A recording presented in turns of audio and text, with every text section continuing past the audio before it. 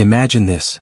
Clint Eastwood, the iconic Hollywood legend, gets denied entry to a bar. Not because of anything he's done, but because the bouncer doesn't recognize him. What happens next will blow your mind. This isn't just a fight for a drink, it's a battle for respect. Stick around to see how Clint handles being mocked by a nobody and shows the world what true power looks like. Trust me, you don't want to miss the twist at the end. Before we dive in, drop a comment below and let me know where you're watching this from. And hey, don't forget to hit that like button and subscribe. You won't want to miss what's coming next.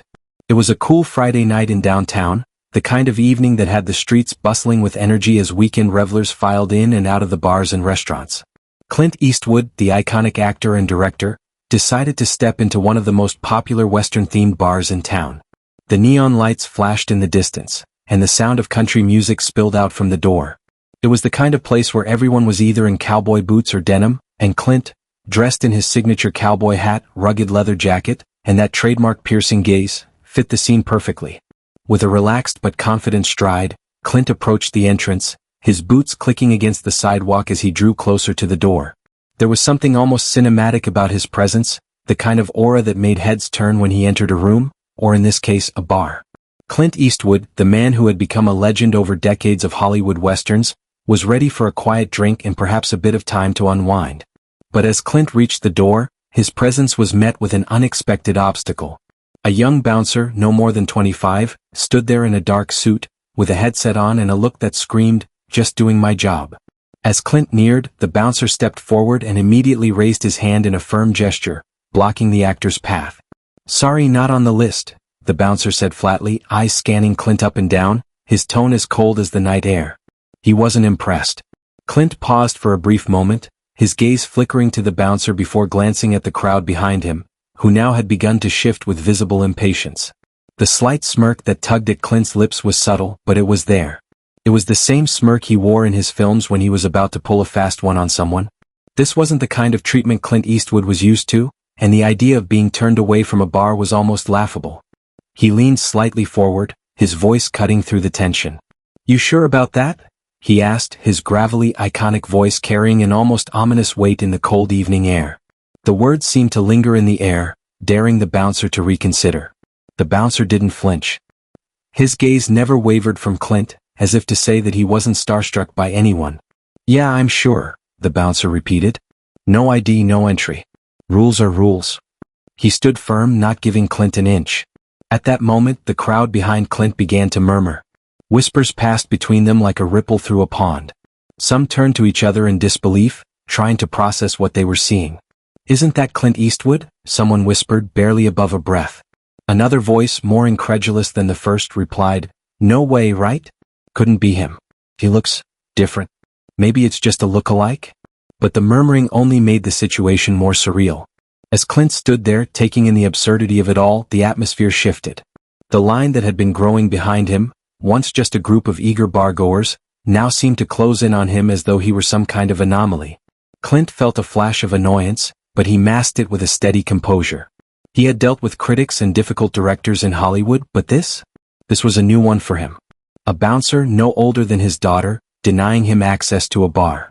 He had to admit, it was almost impressive how unaware this kid was of the man standing in front of him. Clint stood there for a moment, trying to stay cool, but the situation was quickly escalating beyond a simple misunderstanding. He was Clint Eastwood, the man who had stared down bandits, dealt with corrupt politicians and outwitted countless foes on screen. Yet here he was, in front of a bar, being treated like just another guy off the street. It was almost too surreal. He straightened up, folding his arms casually across his chest. "You know who I am, right?" he said, his voice smooth but carrying that distinct edge of authority. He tried to keep things light like he had done so many times in his career when facing tough odds. The bouncer, not skipping a beat, eyed him up and down again. His posture was stiff, almost defensive, as if Clint's presence was some kind of inconvenience. A single eyebrow lifted in mock curiosity. "Yeah, sure. You must be Clint Eastwood, right?" The words felt patronizing, dismissive, like Clint was just another random name in a sea of unimportant faces. Clint's lips tightened. That slight smirk he had worn earlier slowly faded, replaced by the kind of look only someone with years of experience dealing with challenges could pull off. "I'm Clint Eastwood, kid," he said again, this time with a sharper edge to his voice. "You really don't recognize me?" The crowd behind Clint was beginning to stir. Whispers turned into uneasy murmurs. A few people shifted nervously on their feet, unsure of how to react. They could feel the tension thickening in the air. One man in line, unsure of what to do with the uncomfortable silence, blurted out a line that felt like it came straight out of a B-grade movie. "Go ahead, make my day." The others, emboldened by his antics, chimed in with similar lines trying to get a laugh. "You're a legend, man," someone shouted, but the mocking tone in their voice was unmistakable. Clint's jaw clenched and the temperature in the air seemed to drop. This wasn't just a misunderstanding. It wasn't just a simple mistake of failing to recognize a famous face. No, this was something more. This was an insult. He had been made a joke, and Clint Eastwood didn't take kindly to being the punchline in someone else's story. He had spent decades building his reputation as one of Hollywood's most respected and feared icons, but here in this moment, it felt as though that reputation was being disregarded by a group of young, overconfident strangers. The crowd continued to laugh, but Clint's expression darkened further. The murmurs grew louder as the onlookers fed off the awkward tension, their eyes flicking between the actor and the bouncer. There was something about the way the bouncer stood there, almost smug in his decision to deny entry, that made Clint's temper flare. "All right, kid," Clint said, his voice colder now. He stepped forward slightly, his eyes narrowing. "You think this is funny?" His words cut through the growing noise of the crowd, drawing everyone's attention back to him. "You think you can make a joke out of me?" The gravel in his voice turned into something more menacing, as though every syllable held the weight of years spent on both sides of a standoff. The bouncer didn't flinch, still standing his ground like he had dealt with his fair share of rowdy patrons. "Rules are rules," he said, as if that was supposed to end the conversation. "No ID, no entry." Clint was done playing nice. This wasn't just about a bar. This wasn't about a simple drink at the end of the day. This was about respect. And if there was one thing Clint Eastwood demanded, it was respect. The crowd, now silent but tense, sensed the shift. The mocking lines faded, but the damage had already been done. Clint wasn't just another actor to be laughed at. He was Clint Eastwood. And he was not used to being the butt of anyone's joke. Clint Eastwood wasn't one to back down from a challenge. He had faced down entire gangs, ruthless criminals, and corrupt politicians, but this was different.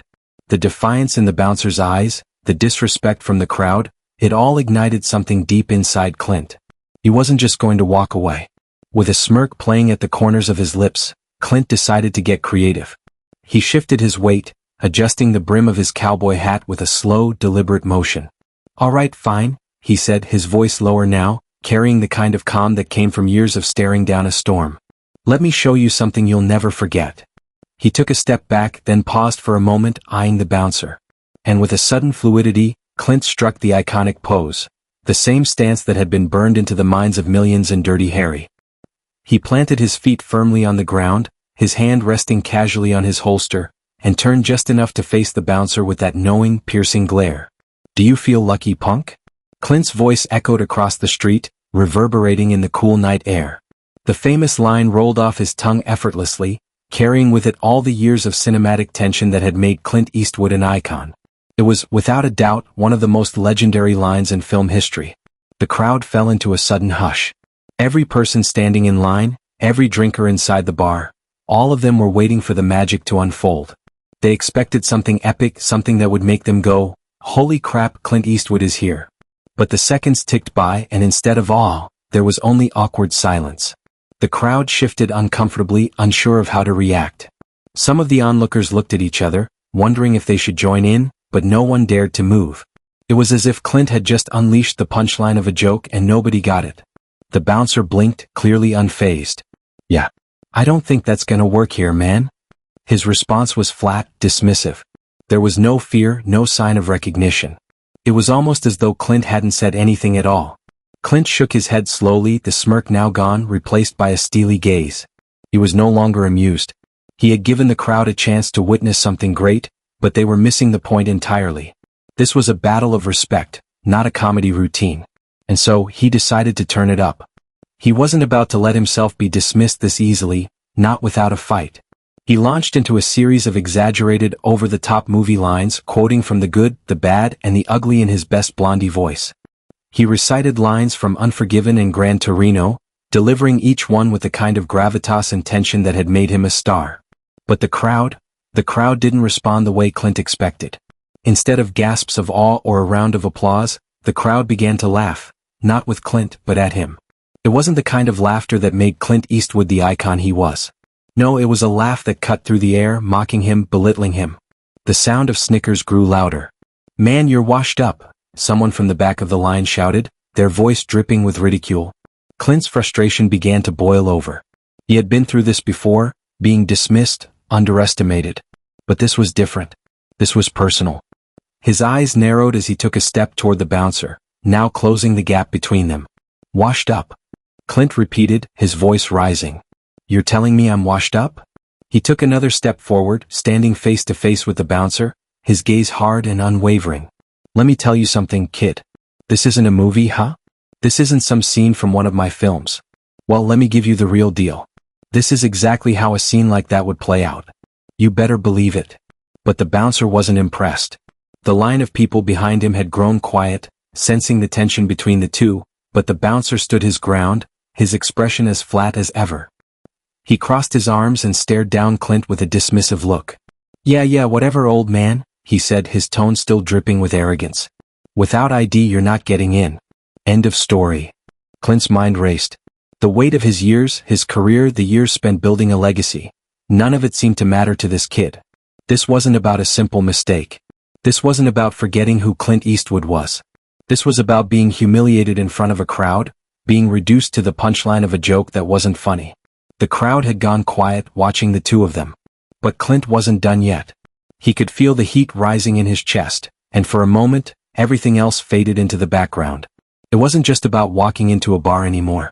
It was about proving to everyone that Clint Eastwood wasn't some relic from the past.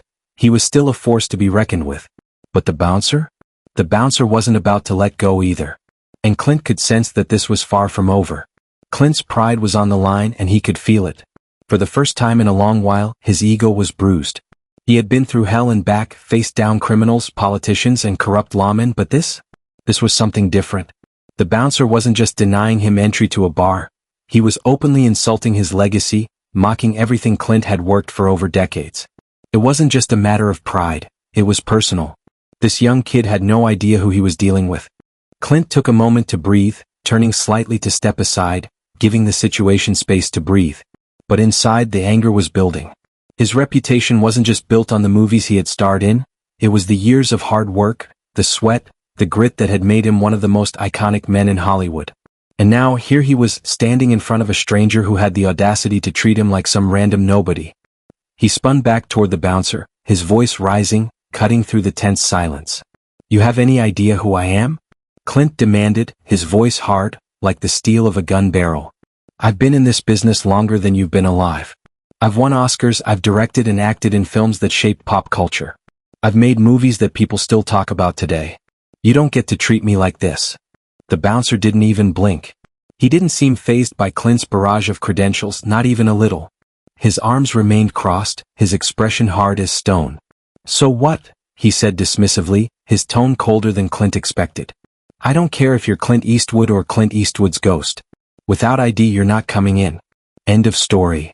His words were final, dismissing everything Clint had just said as though it didn't matter. Clint's chest tightened. He could feel the heat rising. The crowd was watching, sensing the escalating tension. Some were on Clint's side, nodding in disbelief at the bouncer's dismissive attitude, but most of them just stood there, unsure whether to get involved.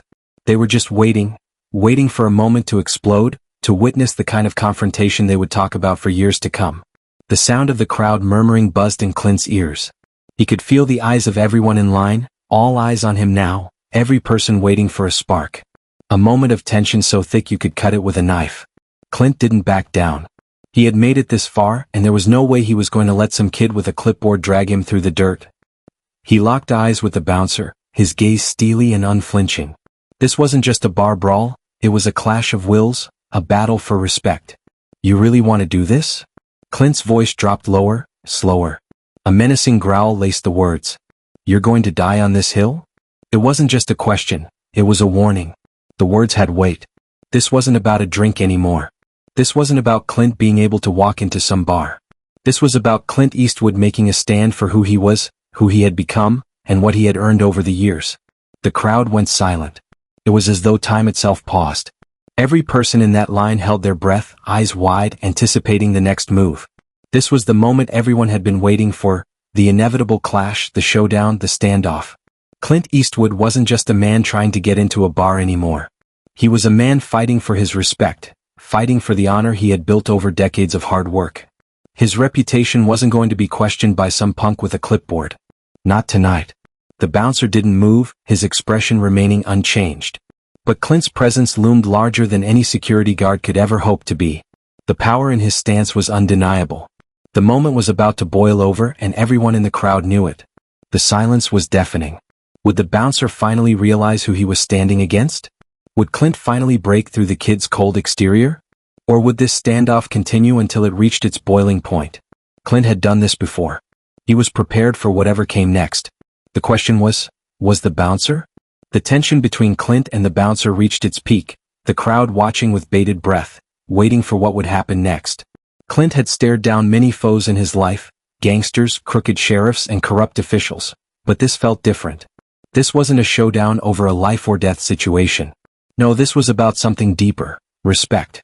And Clint Eastwood wasn't one to let that go without a fight. Just as it seemed the standoff would stretch on forever, the door behind the bouncer opened with a creak. A voice rang out, cutting through the silence like a knife. What the hell is going on here? It was one of the other staff members, a bartender, who had stepped into the fray.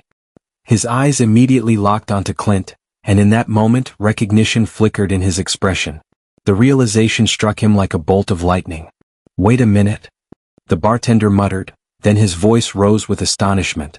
Is that Clint Eastwood? The bouncer's face drained of color instantly. The truth sunk in. He had been staring down one of Hollywood's most legendary figures. The same man who had made history with his roles in Dirty Harry, Unforgiven, and countless other films. But now it was too late for apologies. Clint had already been disrespected. The bartender took a step forward, clearly realizing the gravity of the situation. He looked at the bouncer, shaking his head. Let him in, he ordered, his tone firm, stepping forward to diffuse the mounting tension. But Clint, ever the composed figure, wasn't interested in a quick fix. This wasn't about a simple apology or a slip-up. He had been humiliated in front of a crowd, made to feel small by a stranger who had no idea who he was. He stood his ground, unshaken, and met the bouncer's eyes one last time. You think you can disrespect me like that? Clint asked, his voice low and unrelenting, every word heavy with the weight of decades of experience. You think this is some kind of joke? He wasn't shouting, his tone was calm, almost eerie in its calmness. He didn't need to raise his voice to make his point. The bouncer, still reeling from the shock, sputtered out an apology. I'm sorry, man. I didn't know. But Clint wasn't about to let it slide that easily. It's not about fame, kid, he said, his voice cold, each word deliberate. It's about respect. Something you clearly don't understand. The words hung in the air like a slap to the face. Clint's gaze never wavered as he let the gravity of the statement settle in. This wasn't about who Clint Eastwood was on paper. It was about who Clint had become through hard work, dedication, and an unwavering commitment to his craft. And the bouncer, in his ignorance, had thrown all of that aside with a single dismissive gesture. Clint gave a small, almost imperceptible nod, a sign that the conversation was over. It wasn't out of arrogance or triumph. It was simply a signal that the lesson had been taught. The bouncer had been schooled in what it truly meant to respect someone, and now Clint would walk away, leaving him with a lesson he would never forget. The crowd, having witnessed the entire exchange, remained silent for a long moment. They had expected an outburst, a fight, or some kind of grand drama. But what they had witnessed instead was a quiet, firm lesson on the importance of respect. And in that moment, Clint Eastwood's legacy had been reaffirmed, not by the fanfare of applause, but by the simple, undeniable truth of who he was. Without another word, Clint turned and walked through the door. His presence felt like a gust of wind that swept through the room. The bartender looked at the bouncer, who was still standing there, stunned. Clint was gone, but the bouncer would never forget the man who had taught him the true meaning of respect. Clint Eastwood finally walked into the bar, his every step measured, his presence undeniable. As he crossed the threshold, a wave of whispers and stares rippled through the crowd. It was as if a shadow had entered, bringing with it an undeniable gravity that seemed to pull the attention of every single person in the room. Clint had won the battle outside, but here inside, there was something almost poetic about the way the crowd couldn't help but take notice of his arrival. He wasn't just any man. He was Clint Eastwood, the man who had come face to face with disrespect and had walked away victorious. As Clint made his way through the room, he could feel the eyes of the patrons on him, but he didn't break his stride. The tension in the air had dissipated, and he approached the bar with the calm assurance that only years of life experience could bring. Just as he was about to take a seat, though, a young fan barely in his teens stepped forward, eyes wide with awe. "Mr. Eastwood?" the boy gasped, clearly starstruck. His voice trembled slightly with excitement. "You're my hero." Clint's eyes softened just a touch. The hardened exterior he had kept through the confrontation began to melt away as the sincerity of the young fan's admiration hit him. Clint gave a small, genuine smile, nodding slightly as if to acknowledge the kid's enthusiasm. "Thanks, kid," Clint said, his voice quieter, less gruff. For a brief moment, Clint Eastwood, the tough guy, became something else. A man humbled by the admiration of someone who truly looked up to him. But just as Clint was about to take his first sip of the drink in front of him, the door to the back swung open again. The bouncer, still humiliated, still furious, and still clearly burning with rage, stormed toward him. His face was red, his fists clenched, and he was ready to explode. "You think you're above everyone here?" the bouncer spat, his words filled with venom. "Just because you're famous?" Clint didn't flinch. Slowly, he turned to face the bouncer, his eyes locking onto the younger man's, unwavering, cold, and piercing. The room seemed to hold its breath, and the noise around them faded into silence. Clint didn't need to raise his voice. He didn't need to make a grand show of it. All he did was ask, his voice as quiet and calm as the threat of an approaching storm. "You want to do this again?" Clint's question was simple, but it carried the weight of 1,000 standoffs, the tension of all those years spent facing down men far more dangerous than this bouncer. The bouncer, his anger suddenly draining away under Clint's unyielding gaze, froze. The tension between them hung in the air, thick and suffocating. For a brief moment, time seemed to stop, as if the room was collectively holding its breath, waiting for the next move. But the bouncer, now visibly shaken, took a small step back. His bravado crumbled in front of Clint's unwavering stare. He mumbled, barely audible, "No, sir." And just like that, the moment was over. The bouncer's bravado had evaporated, leaving nothing but an acknowledgement that he was out of his depth. Clint had shown him, without a single punch thrown, that sometimes the real power is in knowing when to stand down. Conclusion: the emotional resolution. Clint took a slow breath and turned back toward the bar, finally reaching for the drink he'd been eyeing. His hand wrapped around the glass, and for a moment, he let the reality of the situation sink in. The night had been an unexpected challenge, one he hadn't anticipated, but he had faced it head-on and come out on top. As he raised his glass, his gaze softened, and the weight of the night seemed to lift from his shoulders. It had been an unexpected, wild ride, but it had been his ride. "Sometimes the hardest battles aren't the ones you fight," Clint muttered quietly to himself. "But hey, it's been a hell of a night." The words, simple yet powerful, were like the last notes of a song well played. Clint took a sip, and as the camera zoomed in on his satisfied, almost content face, a soft classic Western tune began to play in the background, a tribute to the man who had built his legacy, one quiet victory at a time. And with that, the screen slowly faded to black. The end.